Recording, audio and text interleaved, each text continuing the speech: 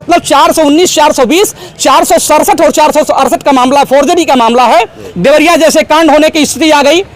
लेखपाल ने धोखाधड़ी जालसाजी का काम किया है, इसलिए लेखपाल के खिलाफ एफआईआर बनता है। लगभग करोड़ों की जमीन है, करोड़ों की जमीन के भूमाफियाओं ने जबरन कब्जा करके और एसडीएम लालगंज और विजय यादव लेखपाल और कमिश्नर कोदई यादव के संरक्षण में जबरदस्ती कब्जा कराया जा रहा है। यादव लेखपाल, यादव कानूनगो और यादव के पक्ष में कब्जा कराने, और चूंकि अनुसूचित जाति का व्यक्ति है ये, तो इसका मतलब SC/ST एक्ट का मामला बनता है। तो 419, 420, 467, 468 और SC/ST एक्ट में जब तक लेखपाल के खिलाफ एफआईआर नहीं होता, अभी तो हम चेतावनी देने आए हैं। नमस्कार, मैं हूं प्रहलाद बौद्ध और आप देख रहे हैं नीलम एक्सप्रेस। हमारे साथ हैं गाजीपुर जिला के पूर्व जिला प्रभारी आजाद समाज पार्टी कांसीराम के विजय कुमार जी, और ये जिला कमिश्नरी आजमगढ़ पे खड़े हैं। और सर, मामला जो है, आप कल एक बयान दिए थे जिसमें आप लेखपाल के खिलाफ एफआईआर कराने की बात कर रहे थे। सर, मामला क्या है, थोड़ा सा विस्तार में बताइए इसको। ये थाना तरवा आजमगढ़ में एक मौजा है फिरोजपुर, एक विजय कुमार सन्नाफ स्वर्गीय महेश राम, ये हैं। इनके पिताजी 1979 में एक ज़मीन रजिस्ट्री करा करके, उस ज़मीन का गाटा संख्या था 298। इन्होंने रजिस्ट्री करा के अपना, चूँकि पैसे के अभाव में मकान नहीं बना पाए, अपना जीवन यापन कर रहे थे। वहाँ एक गुमटी रख करके अपना जीवन यापन करते थे। पिताजी के मर जाने के बाद विजय ने अपनी गुमटी रख करके वहाँ अपना जीवन यापन शुरू किया था। बगल में एक गाटा संख्या है 306। उस गाटा संख्या में एक अमलेश यादव, सुषमा यादव पत्नी अमलेश यादव ने अपना जो है अपना एक रजिस्ट्री कराया। और उस रजिस्ट्री में उन्होंने मेंशन किया है, अपनी रजिस्ट्री में ऑलरेडी मेंशन किया है, पेज नंबर 10 उनकी रजिस्ट्री पेज के दस्तावेज में ऑलरेडी उन्होंने दिखाया है कि विकृत भूमि में कोई निर्माण व वृक्ष नहीं है। विकृत भूमि किसी राष्ट्रीय व अन्य मार्ग पर स्थित नहीं है। इसमें स्पष्ट लिखा है उनकी रजिस्ट्री में कि वह जो रजिस्ट्री कराए हैं उस भूमि जो है किसी राष्ट्रीय मार्ग या किसी अन्य मार्ग पर नहीं है। लेकिन 27 जनवरी 2025 को लेखपाल और नायब तहसीलदार मनोज गिरी जी के नेतृत्व में एक टीम गठित होती है। दोनों के सहमति के आधार पर वहाँ पक्की पैमाइश होगी। पक्की पैमाइश करने जाते हैं सहमति के आधार पर। नोटिस करिएगा, कोई भी प्राइवेट जमीन बगैर पक्की पैमाइश के नापने नहीं जाते हैं। थाने में 23 जनवरी को बिठा करके दोनों पक्षों को जबरदस्ती लिखवाया जाता है कि सहमति के आधार पर ये जो है इसको हम पैमाइश करेंगे। जबरदस्ती लिखवा करके 27 जनवरी को पूरी कमेटी आती है। मनोज गिरी जो वहाँ के नायब तहसीलदार लालगंज के हैं, उनके नेतृत्व में कोदई यादव, आप राजस्व निरीक्षक कोदई यादव और लेखपाल विजय यादव।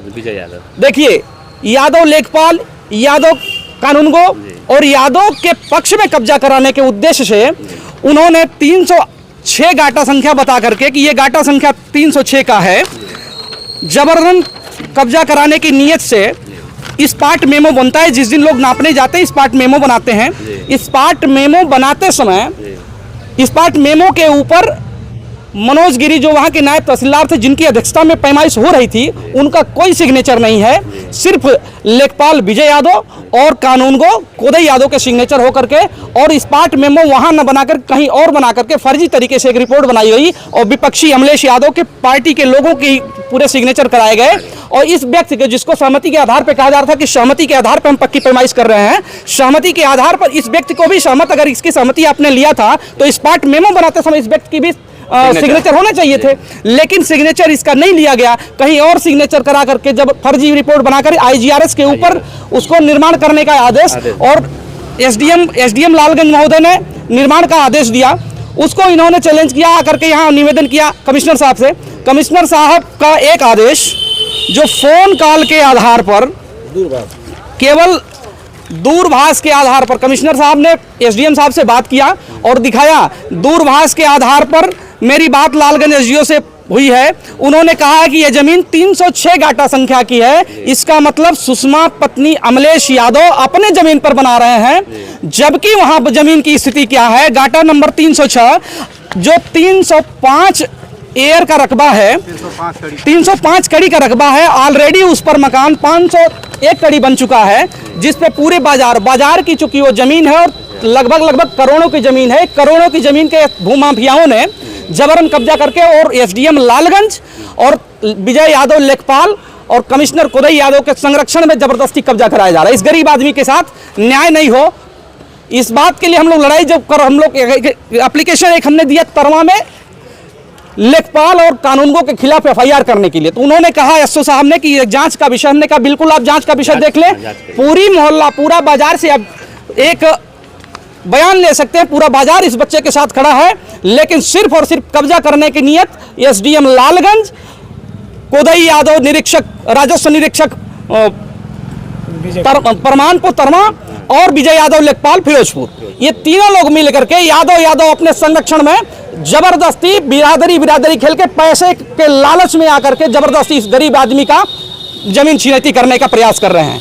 अभी परसों निर्माण हो रहा था, कमिश्नर साहब के इसी आदेश पर निर्माण हो रहा था। बाद में जब मामला वहां देवरिया जैसे कांड होने की स्थिति आ गई, तो जाकर के फिर पुलिस प्रशासन ने उस काम को रुकवा दिया है। मैं निवेदन करने आया था एसडीएम साहब को, आपने लिख दिया कमिश्नर साहब ने कि एसडीएम साहब कृपया नियमानुसार कार्रवाई करें। मैं पूछता हूं कौन सा न्याय मिलेगा एसडीएम साहब से? वहां एसडीएम साहब मौजूद खुद होकर के नपवा में जमीन कहीं नहीं गई है, पूरे बाजार के लोगों से बयान ले सकते हैं, जमीन कहीं नहीं गई है, वहीं के लोग वहीं हैं और पूरा बाजार कह रहा है ये बच्चा 40 वर्षों से वहां इसके पिताजी रजिस्ट्री करा के वहां निर्माण कर रहे थे। जब 306 गाटा संख्या की जमीन बची ही नहीं है तो किस आधार पर जबरदस्ती हो, कौन सी सहमति के आधार पर आपने नापा? तो सबसे बड़ी गलती, केवल एक गलती, गुमराहियत, पूरे प्रशासन को गुमराहियत सिर्फ एक रिपोर्ट ने की है, जो स्पार्ट मेमो बनाया है लेखपाल ने, वो फर्जी तरीके से, इसका मतलब 419, 420, 467 और 468 का मामला, फोर्जरी का मामला है। लेखपाल ने धोखाधड़ी जालसाजी का काम किया है, इसलिए लेखपाल के खिलाफ एफआईआर बनता है। और चूंकि अनुसूचित जाति का व्यक्ति है ये, तो इसका मतलब SC/ST एक्ट का मामला बनता है। तो 419, 420, 467, 468 और SC/ST एक्ट में जब तक लेखपाल के खिलाफ एफआईआर नहीं होता, अभी तो हम चेतावनी देने आए हैं, मामला अगर नहीं बनता तो हाईकोर्ट में भी सभी लोगों को लेकर के चलेंगे।